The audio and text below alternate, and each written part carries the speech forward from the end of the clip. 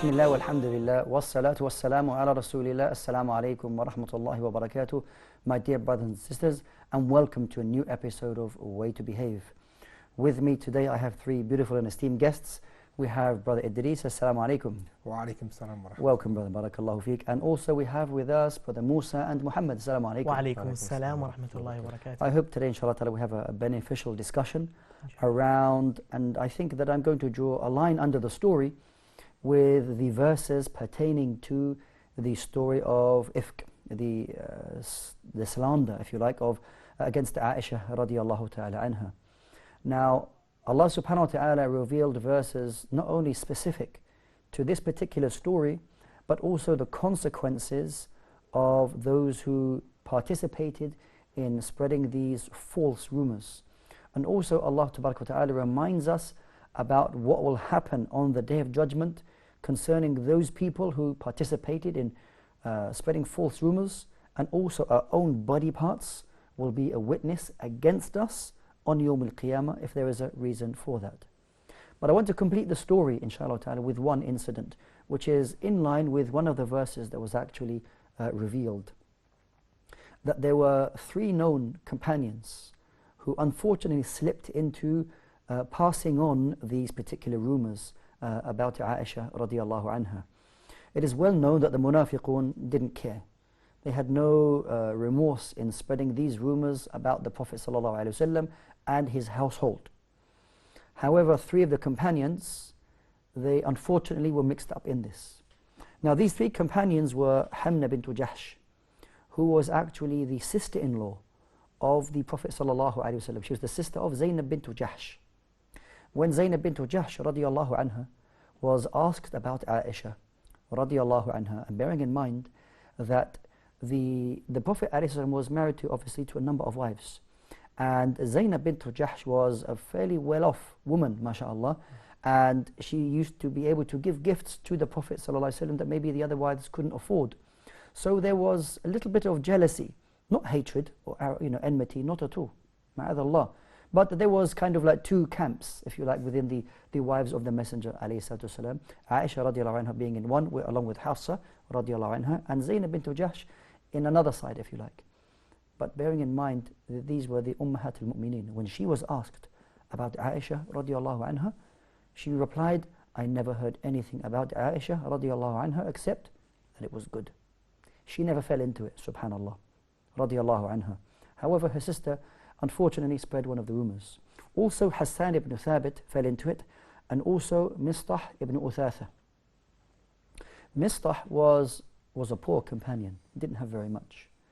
Abu Bakr radiallahu anhu was, mashallah, fairly well off. Allah subhanahu wa ta'ala gave him good wealth, and Allah azza wa jalla blessed his wealth in that Abu Bakr radiallahu anhu would regularly give charity. That's one way you can seek blessings from Allah azza wa jalla in your wealth.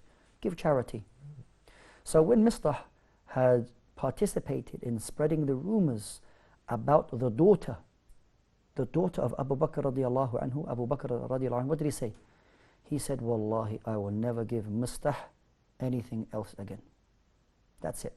You spoke about my daughter, you spread rumors about my daughter in this fashion, you'll never receive another penny from me. But the status of Abu Bakr radiallahu anhu is of a great status. And Allah subhanahu wa ta'ala revealed verses to remind ulul fadl, the people of goodness, the people of, or those who are known to be generous, that they shouldn't make an oath not to harm, or not to make an oath not to help anybody. أَلَا تُحِبُّونَ أَن يَغْفِرَ اللَّهُ لَكُمْ? Would you not love that Allah would forgive you?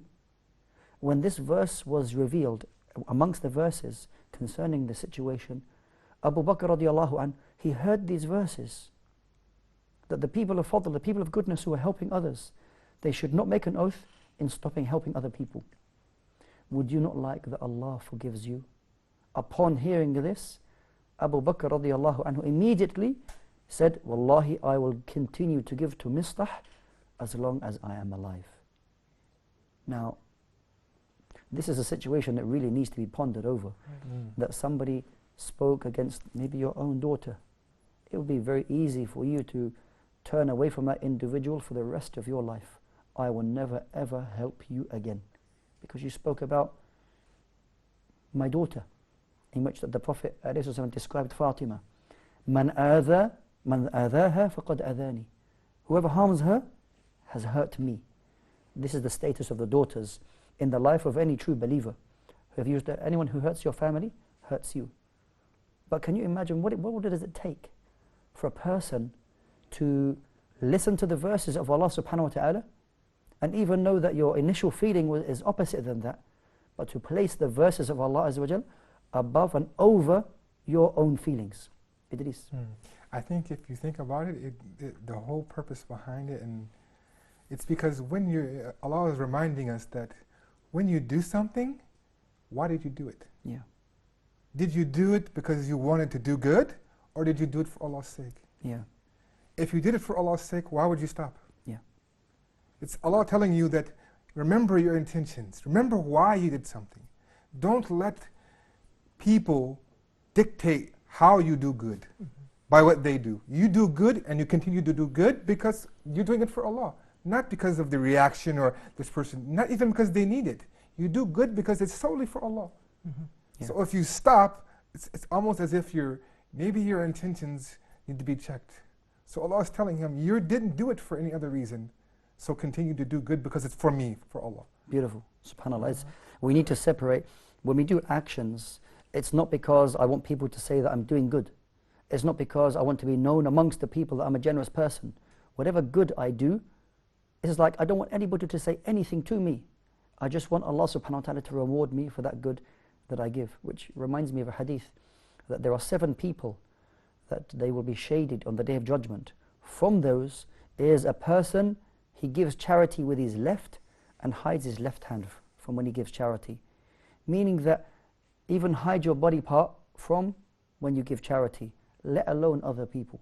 This is and should be only truly for the sake of Allah subhanahu wa ta'ala. Brother Muhammad. I want to reflect on what Idris said, mashallah. Also, I observe here the beautiful and the kind way Allah subhanahu wa ta'ala addresses Abu Bakr. أَلَا تُحِبُّونَ أَن يَغْفِرَ اللَّهُ لَكُمْ. And this shows the great and the high status that Abu Bakr has. And he's the best in Ummah after prophets and after messengers. No, barakallahu feek. Amongst the ayat, amongst the verses in which Allah subhanahu wa ta'ala revealed concerning this particular situation, is talking about those people that when the news came to them, if only that they had said this is an evil statement. It's a topic we spoke about before. And so when you hear something bad about people, you are required to say what Allah subhanahu wa ta'ala says, هَذَا بُهْتَانٌ عَظِيمٌ. This is indeed a great falseness. This is something that is not true and I don't accept it, subhanallah. So this is what is upon the believer, to reject any false statements and rumors about their brothers and sisters. Muhammad, yes, but this is definitely right. We should always make sure that what we're hearing is right, not to accuse people. And Allah subhanahu wa ta'ala also says in Surah Al-Hujurat, إِن جَاءَكُمْ فَاسِقٌ بِنَبَإٍ فَتَبَيَّنُوا. You have to make sure at first. Excellent. This is an important verse, that if a person who is known as a fasiq, who's known for some wrongdoing, that you need to ensure that the information that has reached you is correct, not just to accept it. Another verse that Allah subhanahu wa ta'ala talks about and warns those people who, and Allah Azza wa Jal mentions the word how they are, these diseased hearted people. إِنَّ الَّذِينَ يُحِبُّونَ أَن تَشِيعَ الْفَاحِشَةَ فِي الَّذِينَ آمَنُوا. Those people who love to spread evil amongst the people who have Iman. There are unfortunately those people who have ill feelings towards the Muslims, ill feelings towards the believers. Allah subhanahu wa ta'ala did not guide them to the straight path because they weren't deserving. What does Allah subhanahu wa ta'ala say concerning these people? Not that you need to take revenge on these people. Okay, you can state your own case. But remember, Allah subhanahu wa ta'ala says concerning them, لَهُمْ عَذَابٌ أَلِيمٌ فِي الدُّنْيَا وَالْآخِرَةِ. That they will have a severe punishment in this life and in the hereafter. You have trust and reliance in Allah Azza wa Jal, that Allah Azza wa Jal will take care of these people. Don't think that they will get away with their munkar, they're going to get away with their evil and spreading their lies and slander. Allah subhanahu wa ta'ala will deal with them. And this is one of the beautiful verses that was revealed concerning this. And Allah Azza wa Jal tells us and reminds us, those people who are saved وَلَوْلَا فَضْلُ اللَّهِ عَلَيْكُمْ وَرَحْمَتُهُ. That if it wasn't for the blessings and mercy of Allah subhanahu wa ta'ala, that maybe you would have fallen into that. You would have fallen into that. So remember the blessings of Allah subhanahu wa ta'ala. And Allah also reminds us, يَا أَيُّهَا الَّذِينَ آمَنُوا لَا تَتَّبِعُوا خُطُوَاتِ الشَّيْطَانِ. Do not follow in the footsteps of shaitan. Okay, Allah Azza wa Jal warns us about the shaitan will take you on a path. It may not you reach the end game in terms of munkar, oppression and evil and whatnot. Maybe you have bad companions. You have bad friends and they lead you astray. And how important it is to be around good people. If you're around bad people who speak badly, they're cursing, they're cussing, and they're making all this foul language. If you're around those people, ultimately, you'll be impacted by that. Okay, if at the very least, you don't say anything. You don't speak like they speak. But you know what? You get to a stage where you're not even making inkar of what they say. You're not telling them this is wrong. You just accept it. And this is a great danger for a person who has ashab as-su', who have bad friends. We've come to the end of this particular segment, brothers. And after the break, we'll continue, inshallah ta'ala, talking about the verses. Jazakumullah khair. Brothers and sisters, we've come, as I mentioned, to the end of this particular segment. We'll take a short break, and please join us after this particular break so we continue talking about these verses. Jazakumullah khair. Wassalamu alaikum wa rahmatullah.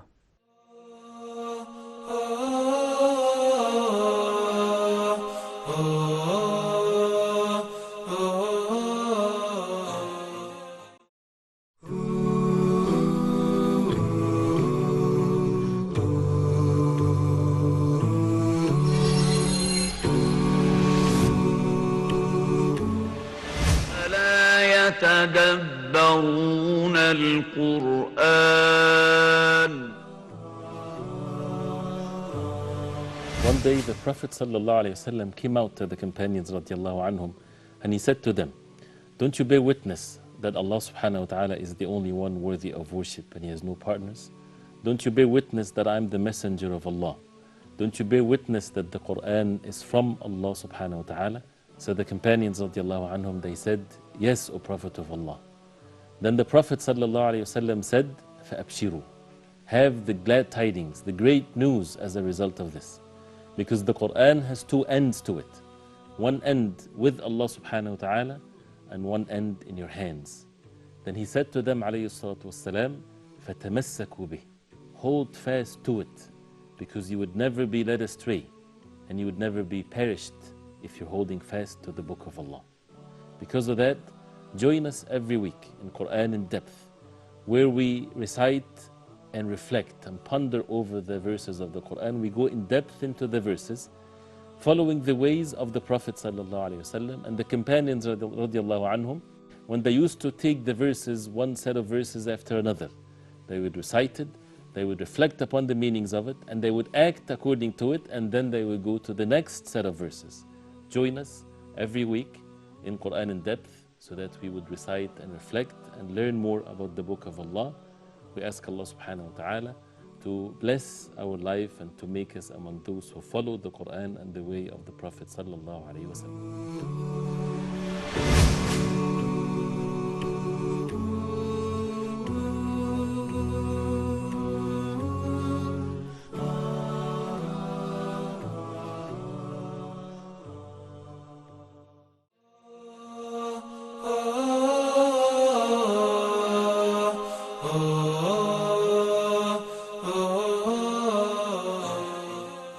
Assalamu alaikum wa rahmatullahi wa barakatuh. Welcome back, brothers and sisters, to the final part of Way to Behave.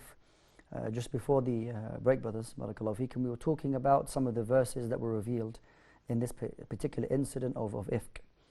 I just want to focus on the verse where Allah subhanahu wa ta'ala reminded Abu Bakr as-Siddiq radiallahu anhu about not making an oath in helping and giving to other people. But Allah subhanahu wa ta'ala says, وَلْيَعْفُوا وَلْيَصْفَحُوا. Now these two terms, what do they actually mean? It means to overlook and to forgive. So, وَلْيَعْفُوا, which means to forgive. Now, would that not be enough? That you forgive another person and move on? What is the addition, وَلْيَصْفَحُوا? What is that addition here? What does Allah subhanahu wa ta'ala mean here with regards to overlooking and forgiving somebody? So, to give an example, somebody does something wrong to you, And after a while they say, Ifu anni, forgive me, I'm sorry. Then you say to that person, okay, I forgive you. However, there's something that remains in your heart that you can't get rid of what they did towards you. So here Allah subhanahu wa ta'ala is saying not only to verbally forgive somebody, but to clean your heart, that nothing remains in your heart when you have forgiven that person, which is your own internal struggle. It's easy for you to say, okay, I forgive you.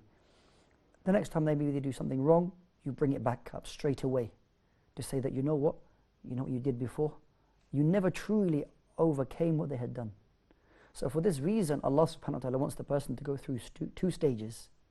وَلْيَعْفُوا وَلْيَصْفَحُوا. Forgive and clean and purify your heart completely about what that person did towards you, which is the very highest level of overlooking and forgiving somebody. It's not easy to do. At the very least, وَلْيَعْفُوا, overlook their mistakes. That's something which is rewarded by Allah subhanahu wa ta'ala for the individual. But that higher level, especially between husband and wife, maybe they do something you don't like, clean your heart of it. And if they make a mistake in the future, never ever bring up the past. If you bring up the past, this is a recipe for separation. It's a recipe for separation if you always want to bring up the past.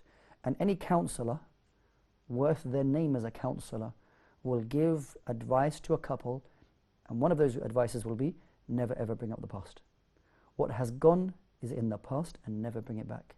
Because if you bring it back, then mashallah, you have so many incidents and you'll never ever get over that problem. So I just wanted to mention the importance of not only forgiving, but purifying your heart from anything that may be in there concerning that individual. The last verse that I want to touch on concerning this particular incident, where Allah subhanahu wa ta'ala tells us that there will be a day on Yawm al-Qiyamah that your own limbs will testify against you. You will not be able to say anything. Your hands and your feet will testify against your own self from what you did with your own hands and where your feet, where they took you. Nothing is hidden from Allah subhanahu wa ta'ala. And your tongues, that they will be testifying against you. You may think that you are one body, well, keep quiet, I won't mention certain things. Can you imagine your own hands testifying against you?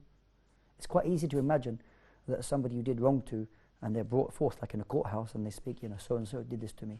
Your own hands. How? Allahu a'lam. I don't know how it will be, but we affirm that Allah subhanahu wa ta'ala tells us that your own limbs will testify against you. How azim, how great the day of Qiyamah is, the day of standing where nothing will be hidden, and nothing will be hidden from Allah subhanahu wa ta'ala. How the ru'b, or the fear that will be in the hearts of people on that day. And there's verses like this that we are inshallah required to ponder over and think about preparing for that day. Because the life that we are living now, the words that we speak, the places that we go to, the things that I give, the things that I take, the thoughts, and maybe the grudges that I harbor in my heart, in my chest, these will all come out on the Day of Judgment. That nothing will be hidden from Allah subhanahu wa ta'ala. So the best way to prepare ourselves for that day, Yawmun Azim, that great day, is to follow the advice of Allah Jalla wa Ala in the Quran. How to purify yourself, how to purify your soul and your heart, and to stay away from those characteristics which will cause a person to be in the depths of the hellfire. Allah Azza wa Jalla describes who the munafiqeen are, the kafirin, who they are, the fasiqeen, zalimeen, the wrongdoers and the oppressors. This is the kind of people I don't want to be from them. So the stronger attachment you have to the book of Allah Azza wa Jalla, it will change your life, and you will become so much a more beloved servant to Allah subhanahu wa ta'ala. Brother Muhammad, you want to share something with us? I also remember the verse in Surah Fussilat, وَقَالُوا لِجُلُودِهِمْ لِمَ شَهِدْتُمْ عَلَيْنَا. They asked their own skins, how did you testify against us? So, it's hard to imagine that your own skin will testify against you, but we're quite sure that will happen on the Day of Judgment. So this affirms that we should pay attention to our deeds. This your hand that you do evil with will testify against you, your body, your tongue. This shows us that we should always consider what we do with our body. SubhanAllah. You know, and then that verse that you mentioned where the person will question, how did you speak? How can you speak? And they will reply, just as Allah subhanahu wa ta'ala allowed everything else to speak, we were made to speak as well. You know, nothing is beyond the capabilities of Allah tabaraka wa ta'ala. But Idris? Yeah, I just thought about when you mentioned about how the forgiveness and overlooking is that it often, Allah subhanahu wa ta'ala highlights throughout the Quran. Another one of the themes that you find is that He often highlights about what you say and actually how you feel can often be two different things. Yes. And He constantly reminds us that you need to try to get these two in line. Because when you say you forgive someone, if you never really forget it, you don't really forgive. Yeah. You just sort of put it to the side. Yeah. So true. real forgiveness is actually forgetting that this even happened. Move on, like what? Oh, I forgot you even did that. Because it's not clinging to your heart. And as you mentioned, one of the most beneficial places that this can take place is in a marriage. Yeah. When someone does something and don't use it to, you know, I can't forget. If you can't forget, how about when you go meet Allah, as you said? Yeah. And Allah is teaching us that, you know, do you want my forgiveness? I'm showing you how to get it. Yeah. If you really want it, try to do this. Yeah. If you want forgiveness from Allah, I'm showing you what to do. I will give you the reciprocal what you give. Yeah. If you don't forgive, why should I forgive you? Yeah, subhanAllah. It's something very scary if you think about it, you know, because Definitely. it's difficult to actually really make your heart the same as what you say. Yeah. These two things, reconciling is two different things, if you're honest with yourself. Yeah, subhanAllah. It's not an easy thing to do. Yeah, yeah. Brother Muhammad. I also remember Ikhwat Yusuf, the brothers of Yusuf, after all the things that they have done to him, at the very last he said, لا تثريب عليكم اليوم يغفر الله لكم. SubhanAllah. This is the Quran example for us all. And that if we look carefully at the names of Allah subhanahu wa ta'ala, in many of them, these are aspirations for us all. The fact that Allah subhanahu wa ta'ala is Ar-Rahim, the most beneficent, but we also are to be merciful to the creation as well on a human level. And that Allah subhanahu wa ta'ala is Al-Kareem, the most generous and the most honorable. And similarly on a human level, we should try to be Kareem as well. We should also try to be generous and honorable to others.